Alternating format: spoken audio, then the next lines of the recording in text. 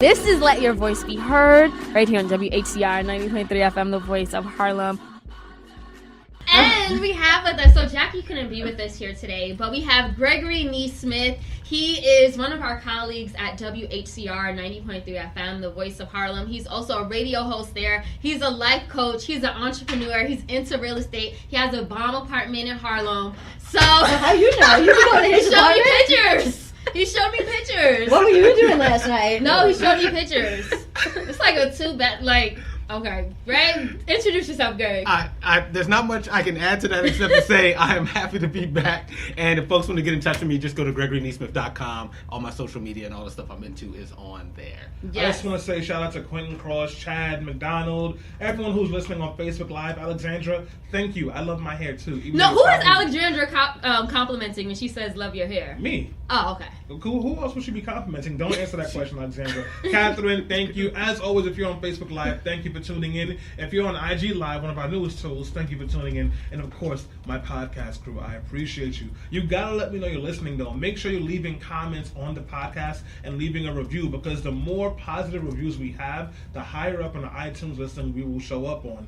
Don't you want us to be great? Help us be great, beloveds. Yes, so we have a great show lined up today. We're going to be talking about everything from the Migrant Caravan crisis, which is actually trending now on Twitter. We're going to talk about that. We're going to talk about what's going on with Drake and Pusha T. We're going to have a larger conversation about how Republicans are trying to stop us, people of color, and also other marginalized communities and women from voting, and why it's so important for us to vote in the midterm elections in just a few weeks. Yep. But before we delve into all the good stuff, I have to ask you guys, how was your weekend? It was really good. I went to a Kiki yesterday. What's that? It's like a gay party. Oh. Yeah, it was really cool. It was actually like a fundraiser sort of get-together for Alexandria Ocasio-Cortez. And I haven't really been doing a lot in the primary stuff, but a bunch of my LGBTQ friends reached out and were like, hey, we need a gay. You need a gay? Yeah, no, I'm kidding. I'm joking. They were like, we need a good lesbian to work the door. So, I was volunteering there. I was like, iPad, you can find me. Alyssa probably didn't let anybody in unless you had, unless you registered. You are not on the list. You are not on the list. And I was like, you want to volunteer? We're going to get you signed up. But yeah, it was good. It was good. And, I just also got to shout out Close Rikers. Yes. Close Rikers shirt today. Shout out to Darren Mack, who always watches our show. I slept in that shirt last night. I thought you were going to say something else. No, I slept in that shirt. FYI. How was your guys' weekend? Stan? I've been dog sitting. And I should have went first then. Before I came. Dog sitting. Exactly. That's what they call that these days? No, really. I've been dog sitting. I've been at my friend's house watching her dog. Benny has been wonderful. But it's also taught me that, I don't want kids or a dog. Hold on, silly, but you love dogs. Why don't you want one now? Because I don't feel like waking up. I had to wake up extra early this morning to walk him. And then, he wants to sniff everything. He wants to go to the park. You got to fight him so he's not eating stuff off the floor. I'm not interested in that. But on the bright side, I got to hang out at my friend's really nice apartment, and she has a washer and dryer, so I'm definitely doing my laundry. Yo, you didn't tell us about the washer dryer? No, it's about me. So y'all. Yo, I'm supposed to be able to come do laundry up there. Nah, you trying to mess up my good position, all right? Listen, I'm trying to get my laundry done. But, no, it's been a pretty good weekend, pretty chill weekend. Gonna go check out an apartment later today. Nothing really is fun to report to this week. We shouldn't even ask you. You were not. Greg, and also, guys, if you don't know, Greg is our special guest correspondent for the day. It's good to be back. Weekend's been good. Played some basketball with my friends Saturday morning. So still out here balling in these streets. And I don't have a dog, and I don't want one either, Stanley. So yeah, see, you get me. Yeah, no, look, I'm also not like a pet type person, but we know. How do you know? She's scared of dogs. No, I'm not. We're gonna lose all our pet listeners. Just a little bit. Just a little bit. Just a little bit. Alyssa, do you at least want pets? I like dogs. I would love to have a dog. I just really don't have the time for a dog. It wouldn't be fair to the dog. It's also expensive. I was talking to my dad about it once, and I was like, I'm gonna get a dog, and I can afford the food. And my dad's like, what happens when the dog gets sick and you got hit with a $2,600 vet bill? How are you gonna pay for that? And then I was like, true. And then I didn't want to admit that he was right. But he was right. So that's why I don't have a dog. But maybe one day when, I hit that Powerball that apparently nobody won again last night. Oh, my goodness. It's still going on? Dollar in a dream. Yo. Mega Millions is 1.8 million or 1.8 billion or something like that on Tuesday. And the Powerball is now up to 670 million or something. If you got that money, what would you do with it, Selena? A lot of philanthropic work. I would So actually. you're gonna pay me Melissa's rent? Yes, investing real in philanthropic. She just said she's paying my student loans off. Is that what I heard? Yeah. Uh-huh. Yeah. What else? Go full into entrepreneurship and travel. Why you want to help people and better yourself if you get money? Why you just waste it on dumb stuff like jewelry and cars? Anyway, speaking of helping people, that's actually a great way to segue into our news roundup, where we talk about all of the stories and issues that were either really concerning or something that we really liked or we just want to highlight. So if you're listening and watching via Facebook Live, let us know, engage with us, give us your comments. So as I mentioned at the top of the show, the Migrant Caravan is trending right now. So if you guys have been paying attention to the story, on Friday, members of the Honduran Migrant Caravan clashed with police, and it was a huge breakout. There were like some intense pictures and a lot of things going on, but we know that people from Central America, Honduras, Mexico, and Guatemala, they're traveling via the Mexico border. They're trying to cross it to get into the country. They did yesterday.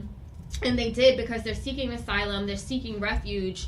And I think it was back in April when Donald Trump made this whole like caravan thing start trending, when he was like, oh, Democrats just want undocumented workers to come into this country via caravans so that they can vote Democrat.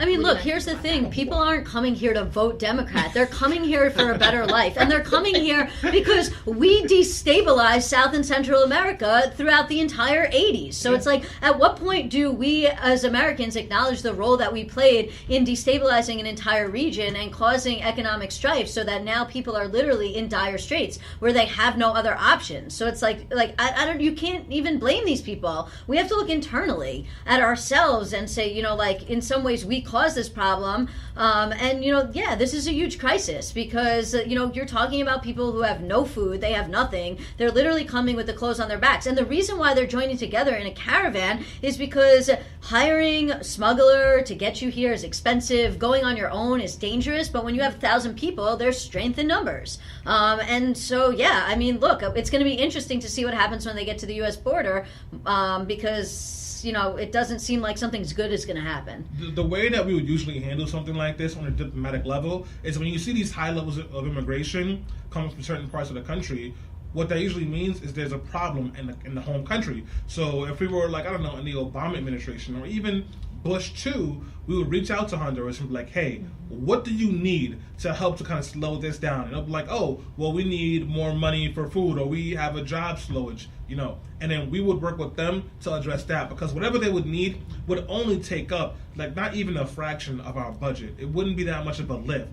And that's a diplomatic way to do it, but instead Trump has been threatening Honduras to pull resources from them. They've been threatening other countries, trying to force them to make a change. And all that really does, it just sparks more outrage and more anger, and makes it even harder for people to want to come forward, honestly. Yeah. Greg, what's your take on the caravan crisis? First of all, I want people to not listen to Donald Trump, who's been telling people that folks are just coming here for, as Alyssa alluded to, for bad reasons, bad hombres, all that stuff. Our own U.S. State Department has said that there's economic issues and danger in Honduras and Central America. So remember the Gang of 8? Mm-hmm. Yes. That old phrase? Yep. My request is that we get the Gang of 100 called the Senators and the Gang of the 430-something House of Representatives, and they actually pass some immigration reform. We got folks like our brothers and sisters from Haiti who are part of the TPS program that's about to end, that are going to be deported. We got folks still in cages and kids separated from their parents. We got DACA unsettled. So it's time for us to get some policies on the books instead of folks just talking. Because the caravans are coming and the kids are here separated, and I'm waiting for America to have enough. No, absolutely. And there's just one other thing I want to add before we move on from this story, which is that a lot of people don't realize in order to actually make a legitimate claim for asylum here in the United States, you actually have to be on U.S. soil, and how you got here, meaning if you crossed the border illegally or what we actually call under the law entered without inspection, is irrelevant. Because in most of these countries, there is not a U.S. embassy or consulate where they can go and actually make a real refugee claim, so their only option is to physically cross the border. And in the past, what you would do is you would actually come to a port of entry, like an actual official border crossing, and you would declare yourself and ask for asylum paperwork. But the Trump administration has made that much more difficult. So that's why a lot of people are like, screw that, I'm not going to take my chances going to a port of entry border crossing. I'd rather take my chances just running across the border, because once I'm on the U.S. side, then I can go to an immigration lawyer and I can file an asylum claim. So that's really important for people to understand the legality and the legal aspects of it. Speaking of legal, we got to switch gears real quick and talk about something very important. Pusha T. So I'm loving it. I'm loving it. So Are y'all loving it? So for those of you who have kept your heads under a rock or not like following what's happening in the hip hop moment, Drake was on LeBron James' show and he said what Pusha T did in his rap diss to Drake, talking about Drake's best friend and making fun of him for having cerebral palsy, was unforgivable, and he wanted to punch someone in the face. Pusha T went on the Joe Budden podcast to clear up everything, because Drake has been mad at Kanye because he thought that Kanye told Pusha about his secret child in my bed.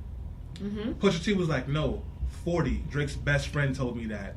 Pusha T said that he not only wrote the jingle for McDonald's, but also for Arby's. We got the meats. Pusha T has also said that Drake gets no respect from him. It was one of those hip-hop moments where if you missed it, you missed one of the best interviews in a long time. And it was on the Joe Budden podcast. I know I heard it first thing in the morning. Did anyone else hear this interview? No.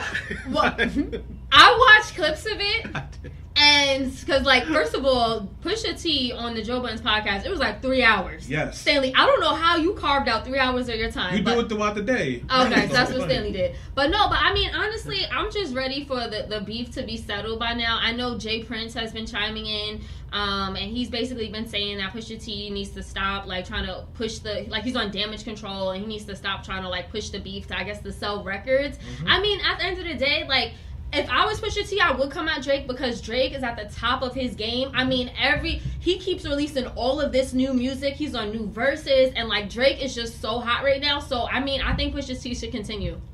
Right? Being petty. I remember a day when rap beefs used to involve like releasing records. Yeah. So I long for the days. I mean, Nicki Minaj hasn't finished her beef. I don't know what's up with Eminem and their beef. Like, at least when Jay-Z and Nas were beefing, there was like albums coming out around that, right? These guys are running dossiers and opposition research on folks. I mean, I don't get it. I miss it too, man. But we do have a comment from Renee Cooper. I don't care what Pusha T says, because that album cover was so disrespectful. Oh, the yes. album cover that Renee is talking about is Pusha T's album cover on Daytona, where it's pretty much Whitney Houston's bathroom after a wild coke binge. So like, there's like syringes. What was that supposed to represent? Because like he's a drug rapper. He raps about like drugs.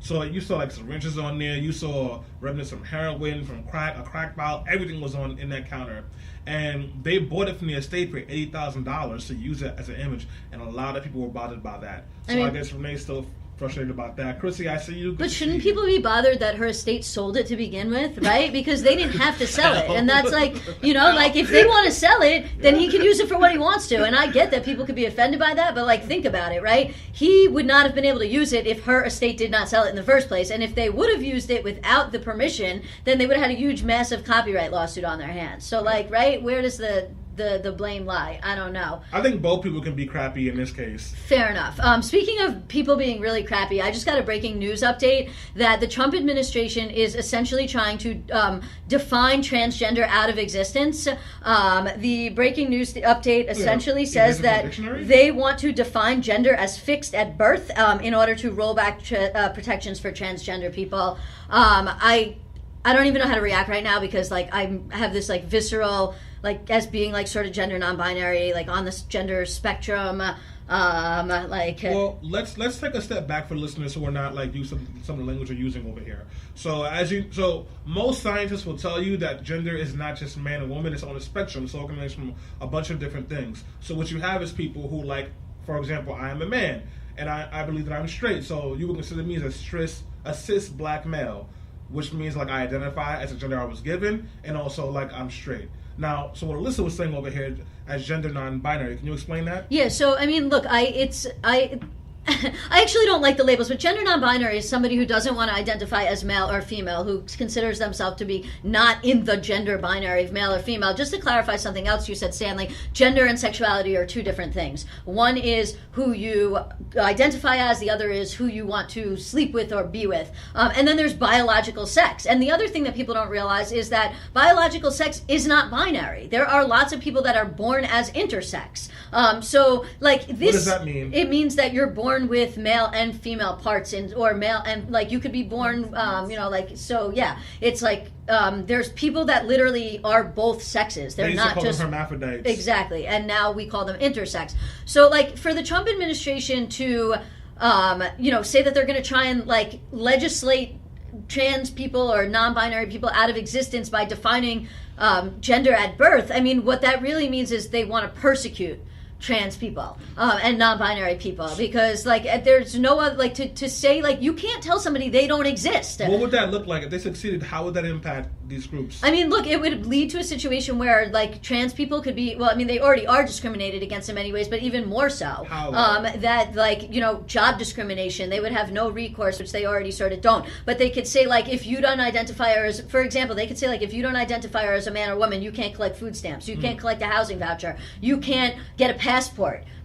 You have to select male or female if you want to get a passport. They could say you can't get a birth certificate. There's so many things that this could touch and concern. And it doesn't, it goes one step further than that, because there's actually a lawsuit pending right now that is a little bit different, but it basically is these people suing, saying it's like the follow-up to the cake case. They're saying that, like, they don't have to take pictures of trans or, LGBT people at all. So, like, when you look at the lawsuits that are going on, that are being pushed by right-wing groups, and the stuff that the Trump administration is doing, and the fact that you no longer have a civil rights division in the Department of Justice that actually cares about civil rights, you are in a situation where this touches and concerns so many different civil rights, not just for LGBT people. Sorry, I'm going very fast. I apologize.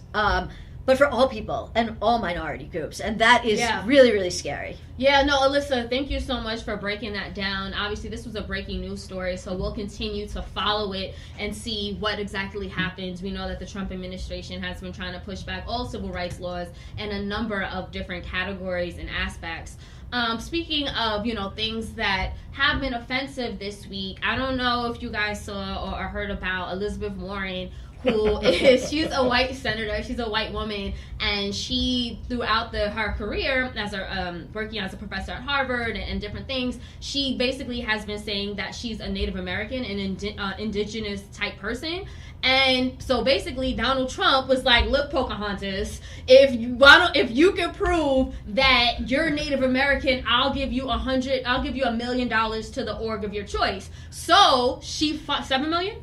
$3 million. So she took in a DNA test, and it turns out she's like 1/16 indigenous, which really doesn't count. So obviously, I think she thought that, she's being an ally, she's progressive, and she's speaking for indigenous people. The problem being, she identifies, looks, and benefits being a white woman. Like, because she is a white woman and looks like it, she really cannot relate to indigenous people or any person of color, and she's basically just appropriating and co-opting being indigenous for her benefit and to get the benefits that are, like, federally mandated for Native Americans. Yeah, so a couple things. First of all, I know it's the year of the woman, right?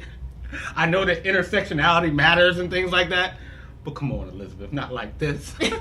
First of all, so I got 2 words for Elizabeth, actually. Kamala Harris. Let me just get that out the way for the women who want to be potentially running for president. But you said that she can't relate to indigenous people. Mm-hmm.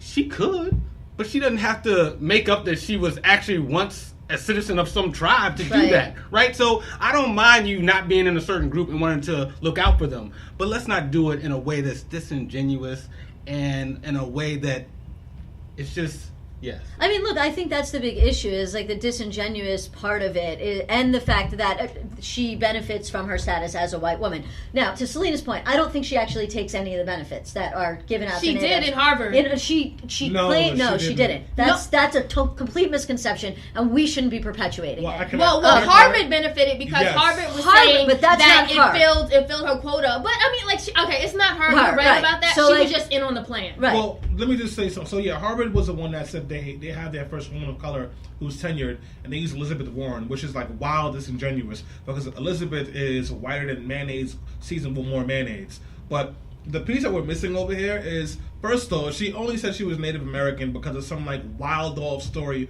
her family used to tell her. Secondly, you can't confirm whether you have indigenous history in your background because it's about the tribe, and Right. they have their very own process to figure that out that she did not go through. Thirdly, it wasn't 1/16th, it was 1/300th. Oh. And then it varied because it went from 1/300th in the best case scenario to like 1/1000th, the worst case scenario. Then lastly, she could have done none of this and been standing up and fighting for indigenous rights. She could have been going to tribes and talking to people. She could have been helping with reservations. When they were trying to put pipelines on reservations, she could have been speaking up, and she has not. She has had no connections to Native people, tribes, the culture, or anything her entire time in leadership besides to say she's 1/1000th or whatever it is Native, which means that she's trying to use this as a way to prop herself up to be extra special because right now in this commercialized political space, the more association you have to black or brown people tangentially, the more viable you are, even though you don't actually have to give a damn about them. So this is actually pretty low. And it's a textbook problematic white person thing to do. Yeah, and Elizabeth Warren is not the only problematic white woman that we've seen this week. We know that there was another white woman who literally would not let a black man into the apartment complex. It actually went viral. She harassed him. She blocked him with her body. She demanded that he show her his key, his ID, and all this other stuff like she was security when they just both lived in the same complex, in the same building. And now that, he was filming her the whole time, it looked like she had no problem being on camera. But now that it went viral, she's saying that, this wasn't racially motivated. I was actually married to a man of color. And then, I'm not racist, even though I've been called racist before in the past. And then her ex-husband came out and basically made sure that everyone knew how disconnected he is to her. Like, he didn't explicitly say she's racist or anything. I hate her. But it's basically like I don't mess with her like that. Yeah. So, and here's the thing about racism that white people don't understand, and this is why I say that all white people are racist, is you don't have to know that you're being racist to be doing something that is racist or to be racist. Everyone thinks that racism means you're burning a cross and you want to lynch black people. No. It could just be, your concepts and ideas about people of color turning into the way that you deal with and engage with them. So the prejudice you have about black people, plus the way you engage with them, plus the fact that you're white, makes it racist. So it really doesn't matter if you thought it was racist. And until we start having a conversation about implicit bias, about the prejudices that we have about people of color, particularly black people, about the way we talk about and we animalize and disrespect black people, white people, and all people really will never understand the way that these things impact their point of view of people of color and how that feeds into the racist structure. Right. But how are we going to have the conversation, though? I don't know, man. But no, because when you say something like all white people are racist, I guarantee you that a bunch of people just tuned you out. Yeah, which is why I try to give an explanation for it. So because we've had this conversation before, it's not about all white people are racist. That is a fact. Now, what does that actually mean? Let's unpack that, because you hear that, you get frustrated, you get upset. I get it. It's about the fact that whether you mean to or want to or not, you were raised in a society that has a certain way of looking at, treating, and thinking about black people. You grew up in a racist society, and because you were white, you inherently benefited, whether it was made you a millionaire or just maybe a cop didn't give you a hard time. You inherently benefited from this system. So even when you have the best intentions, you may do things that reinforce an already racist system. And it actually takes work to not do that, whether in a very big way or in a very small way. So yes, you are racist. Doesn't mean that you need to be thrown away, but it does mean we need to be examining the way we think at and look at the world. Right, we're all subjected to implicit bias. Yeah. I think that's a just to put some context to that, we're all subjected to that. To racism. Now, Alyssa, I know that we wanted to, last but not least, we wanted to talk about the Saudi journalist who has been confirmed as being killed in Saudi Arabia, and Donald Trump's very problematic response. Yeah, did you know that, I go to a fist fight and I bring a bone saw with me, but I don't know that the fist fight's going to happen, but I have a weapon where I could literally cut somebody's body up. And if you believe that, I had sex with Madonna last night. And you bring 18 people with you too, right? What's going on actually right now? What's happening with this journalist? Yeah, so unfortunately we're running out of time, so I can't give you the full breakdown. The New York Times has done a really good job, so I do recommend that you go check out the New York Times for a full breakdown of all the timeline of events. But essentially, a journalist worked for the Washington Post, and he went to the embassy and in Turkey, in Istanbul, the Saudi Arabia embassy, and then he never came out. And then for 3 weeks he went missing, and nobody knew where he was, and nobody would admit whether he was dead or alive. And then now Saudi Arabia is saying that he is dead, and that he was killed in a fist fight that happened at the embassy. But again, this has now created problems because Saudi Arabia is one of the America's allies. We sell a lot of guns to them. Those guns make a lot of money for American companies and for the military-industrial complex that exists in America. And so, we also get a lot of oil from Saudi Arabia. So it's you gotta watch where you step, right? Because you don't want to offend anybody, but at the same time, Saudi Arabia is not a country where there's free speech.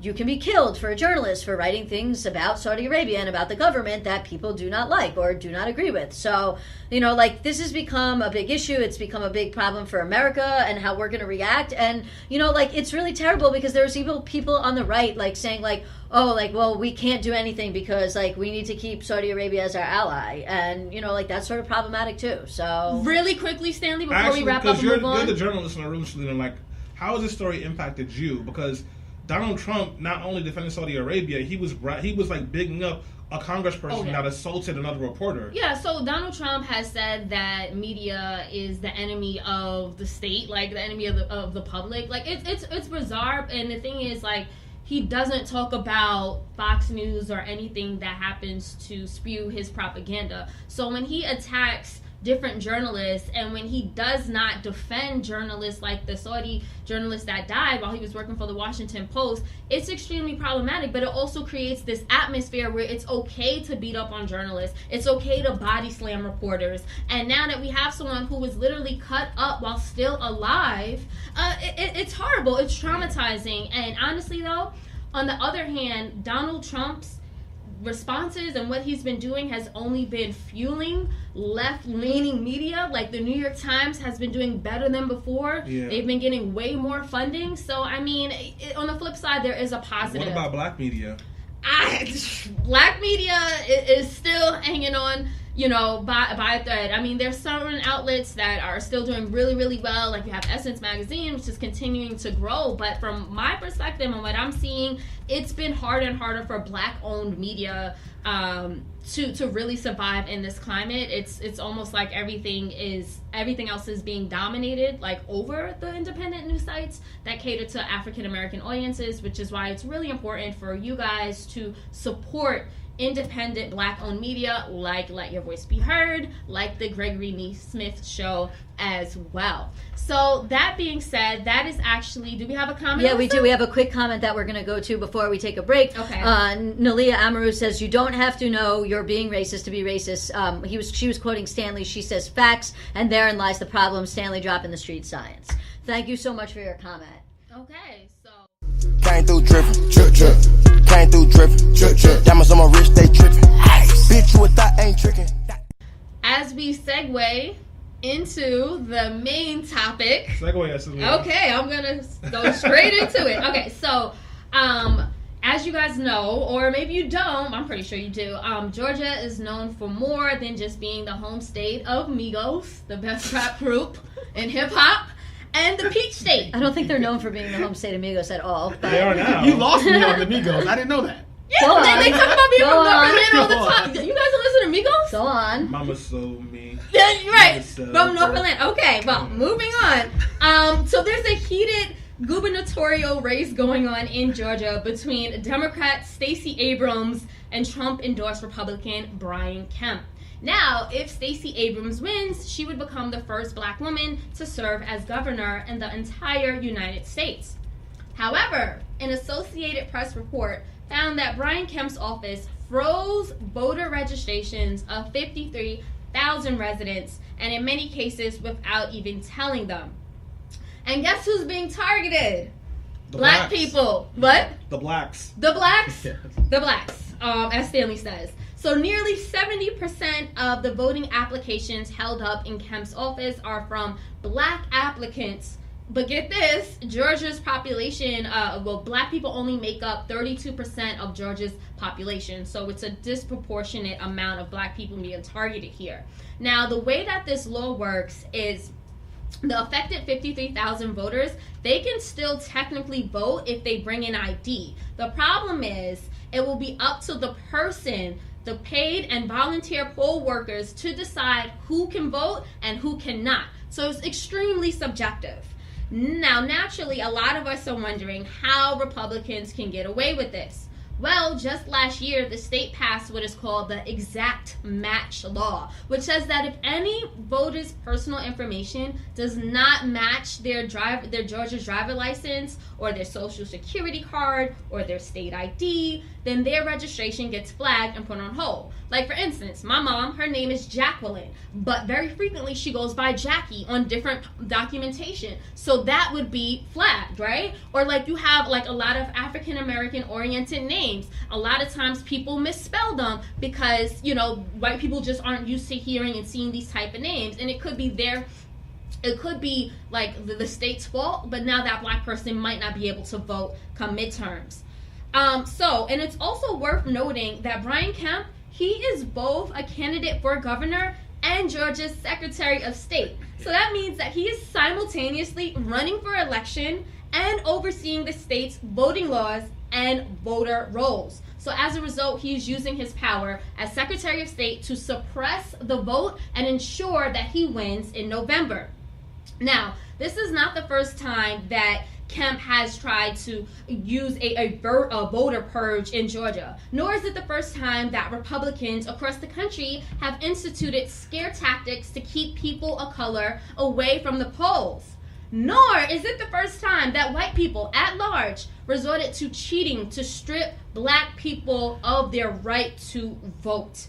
And before we get into the larger indications that this have and implications that this has here, I want to start by opening up this conversation to the panel by getting your thoughts on what is going on in Georgia with this corrupt system. Stanley? So it's pretty obvious what's happening. Republicans need a certain kind of political atmosphere if they want to win elections. They need a depressed turnout, which means people are so bummed out by the state of affairs, they don't turn out, because low turnouts help incumbents, and they especially help Republicans because the people that do turn out tend to be whiter and older and therefore more conservative. So what they're trying to do over here is suppress the black vote, because if the black vote comes out in numbers, which it probably will for a black woman in Georgia, they have a really good chance of winning. And instead of letting it roll out, they're like finding smaller ways to systematically undermine it. So that 53,000 you mentioned, plus another 70,000, and in the year before that, about 103,000 names were taken off of the rolls. To the point that as late as this Wednesday, with early voting having started, Stacey Abrams, who should have blown it away in early voting, was down by 0.08 percentage points.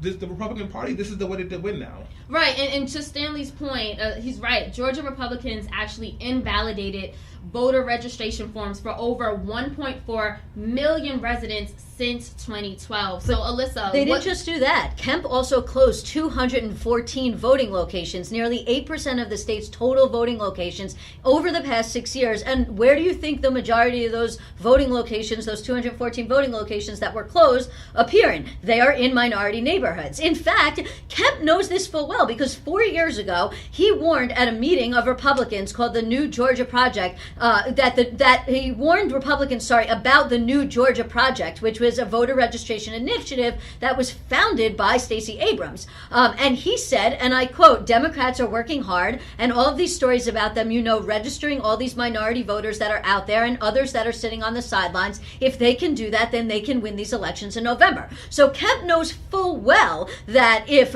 Stacey Abrams is able to register all these voters. So that's exactly why Kemp's office has canceled more than 1.4 million voters since 2012, nearly 670,000 registrations in 2017 alone, 53,000 new voter registration applications just from this year are on hold in Kemp's office. In fact, I think there's also a pending lawsuit against Kemp for his failure to recuse himself and the exact voter match thing that Selena mentions. But this isn't just going on in Georgia. This is going on all over the country. It's going on in places like Nevada. It's going on in Texas. It's going on in Indiana. It's going on in North and South Carolina. But before we actually segue into what's happening across the country, because it's not just in Georgia, I want to get Greg's thoughts on, and especially Greg, because, you're someone who I'm not going to do the math here. I don't know. I'm not going to expose your age because you look super, super young. 22. But, right, like, Greg is more than likely 22. But, you've been around for a couple of voting cycles. Like, as someone who has been voting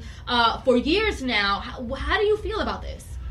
So I go back to, not to reveal my age, but Gore versus Bush was one of my first times getting exposed to voting and seeing that the popular vote didn't matter and that people could appoint presidents and things like that. So I got jaded. But I would say this is a big deal, right? There's only 6 women governors in America. There's only 16 Democratic governors in America.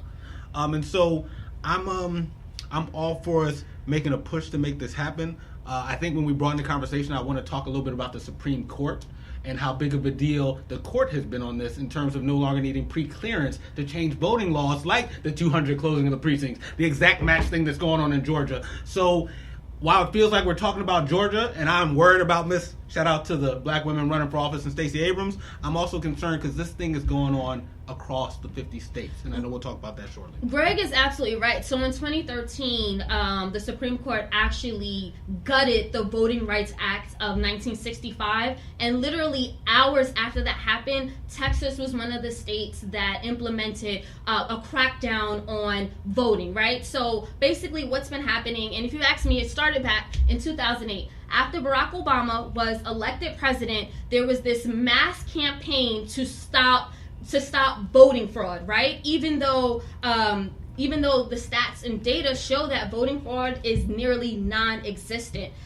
Even though, despite the facts, what Republicans have been doing across the country, especially in red states, they actually implemented 99 bills designed to diminish voter access. Those were introduced just in 2017 in 31 state legislators. So like even in like North Carolina, for example, they enacted restrictions on early voting, which is a policy that a lot of African Americans, especially our seniors and our elders, they like to go to the polls directly after church. They'll go together and, they'll do it early, but now they can't even get that done in North Carolina. And like, that's just one example of many. So like, I know we want to talk more about the 2013 Supreme Court case and what's happening across the country. Yeah, but before we get there, on that point that you just made about North Carolina, it's worse than that, because North Carolina actually publicly stated in court documents that the reason they stopped Sunday voting in counties with Sunday voting were disproportionately black, and because blacks disproportionately voted Democrat. They literally admitted that in a court filing.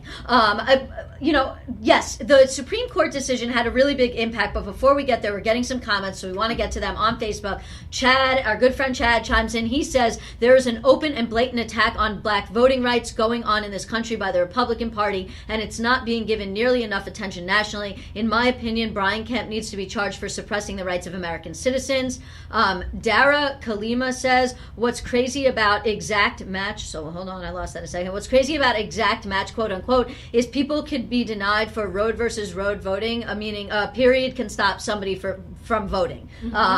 And Marilyn's also chiming into this conversation. She's given us the thumbs up. And Dara Kalima says, with the rep control, they won't provide proper oversight for those implementing voter suppression laws. So we're getting really good comments. Thank you all for being with us and for chiming into this conversation. A lot of people will say that they don't understand why their vote matters in communities of color. So what you need to understand, in most of these elections, the important elections, people of color are going to be the deciding factor that's going to help Democrats win. Roy Moore lost his election in Alabama.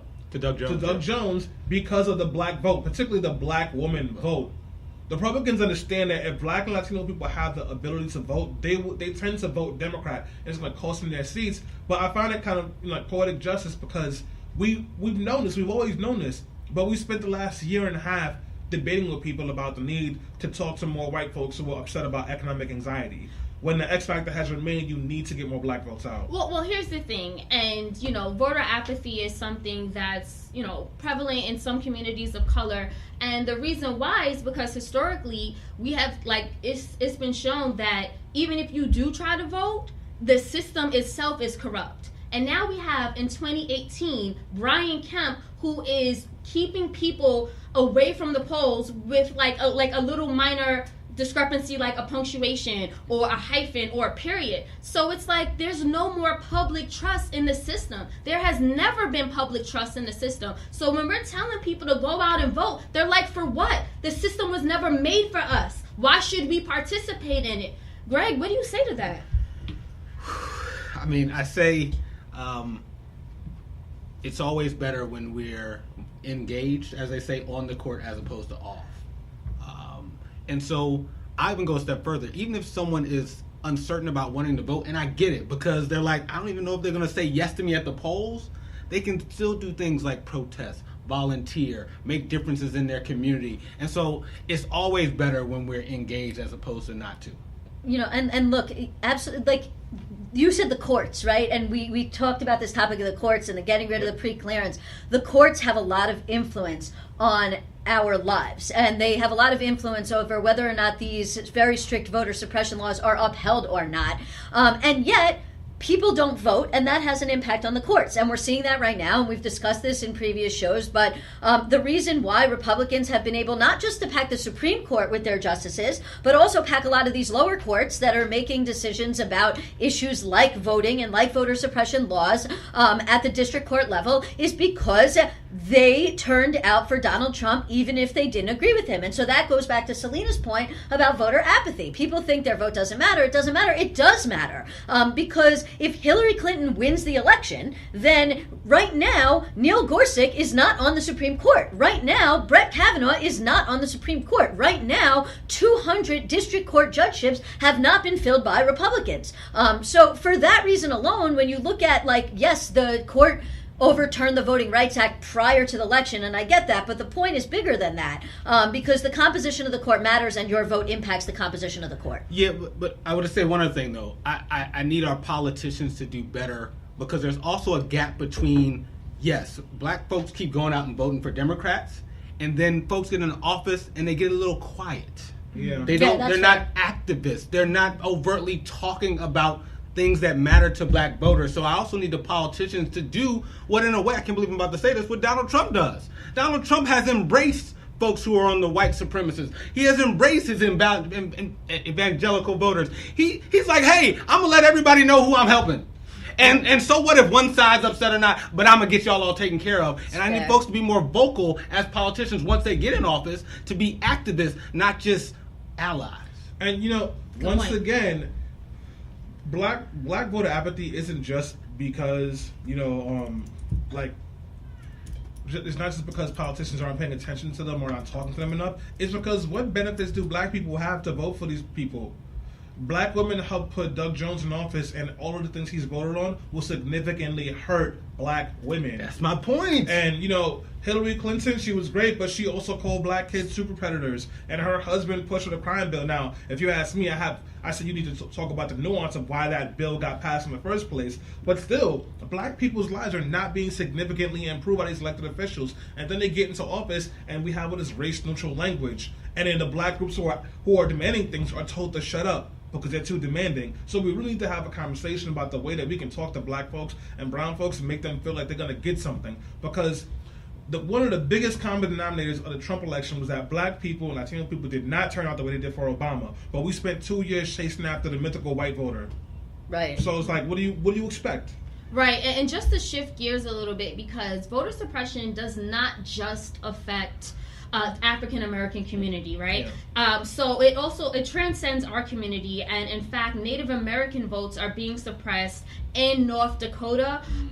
So basically what's happening now, if you live in North Dakota and you're Native American, you must provide an ID that shows a street address, even though many indigenous people in that state use a P.O. box. And I know people who use a P.O. box rather than an address. But again, these tactics are strategically going after black and brown people to keep us away from the polls and make it harder. All of these hurdles and barriers, like even just knowing this would keep people from going, because they're like, I don't want to get there and tie up 2 hours going back and forth to figure out my street address, my ID, I have a different name. Like, it's a lot. Yeah. Right. I mean, like, that's the process is the punishment, right? We say that when we talk about the criminal justice system and the fact that, like, somebody is innocent and they want to fight their case, but in order to do that, they have to continue to go back to court and go back to court and go back to court, and sometimes sit at Rikers Island. That's why we have to close Rikers, side note. And so it's a war of attrition. And that's exactly what it is. So, like, somebody, they're like, well, I don't know if I have the right ID. Then I'm going to stand online for 2.5 hours, and then I'm going to get to the front, and they're going to tell me I can vote on a provisional ballot, and I don't even know if my vote's actually going to be counted. And they're like, well, why am I even going to waste my damn time?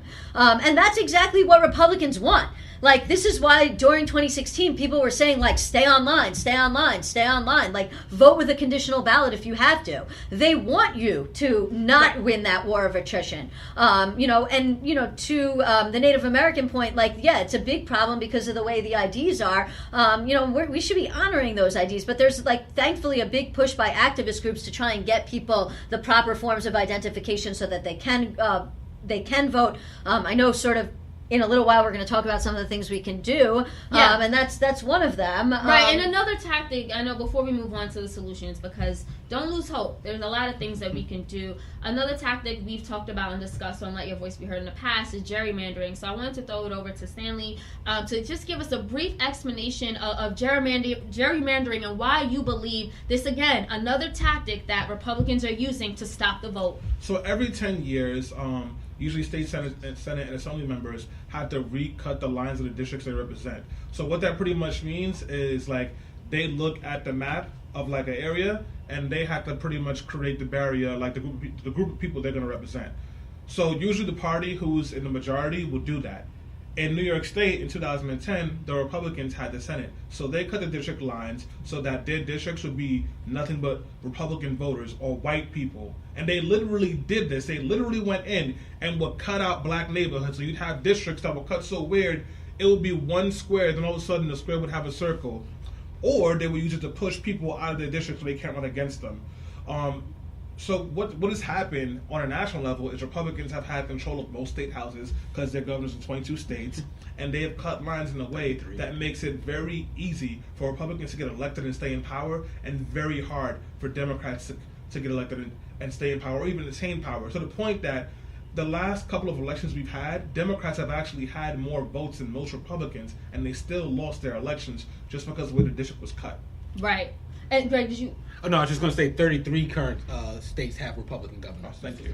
Right, and those people are going to be in charge of helping to cut the lines in the census that's coming up in just 2 years, which is why it's so important that people go out and vote in 2018, even in the face of all of these methods that are being used to try and suppress their vote. Right. And so basically, we spend a large amount of time talking about the problem and just analyzing it and talking about how, again, this is strategically and intentionally formatted to keep us, from voting. So let's talk about what people can do. I know Alyssa just alluded to being more determined than ever to make sure you go out and vote. Any other practical and tangible solutions and resources that we can give our listeners and watchers about voting in the midterm elections? So 2 things. One, if you are a white privileged person and you care about this issue, then you should donate money to help, funds like the fund in North Dakota that is helping natives to get the correct ID.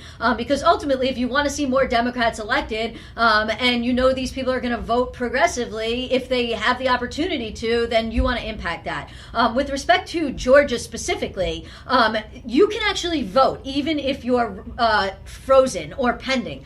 So the Secretary of State's office has confirmed that if your voter registration application is deemed pending because of the exact match law, you can still cast a regular ballot if you provide photo identification at the polls, which substantially reflects the name you used on your voter registration form. And the ACLU of Georgia says that they strongly oppose the discriminatory exact match law passed by Georgia Republicans, but they must focus on ensuring that all registered voters come out to vote. And they reiterate that all voters who have a pending registration application can still cast a regular ballot by presenting photo ID, which is to say, go vote even if you think you cannot. Greg, what solutions or advice would you give to get people to the polls? I would say that votes matter. One thing I would say is for us to be more vocal about that voting rights matter to us, and that we want our politicians to go back in and reverse the Shelby and hold their decisions, which they can. The Congress just needs to pass new laws as to the pre-clearance formula and things like that. Also, I'm going to put a little bit of the onus also on folks who are running for office. There's 14 of our current governors never held any elected office before. So to all the folks out there that got a little bit of money, they're popular, they got substance, but they care about people, I would encourage them to go out and run for office, because there's a lot of governors right now who've never had any office that can go out there and they could be the difference into the redistricting and the things that affect our daily lives, which is the states that we live in. And those would be two things that I would say. Thank you for that, Greg. And Stanley, you do a lot of work in voting and mobilizing people in New York City to get out and vote. What do you tell them? What can you share with everyone? So some more tangible things. Two things. First of all, vote. This election, you need to vote. But when you're working on a campaign and you don't get out the vote, what you usually do when you're calling people, and I'm going to do it to all the listeners now on podcasts, on Facebook Live, and on IG Live, what's your voting plan?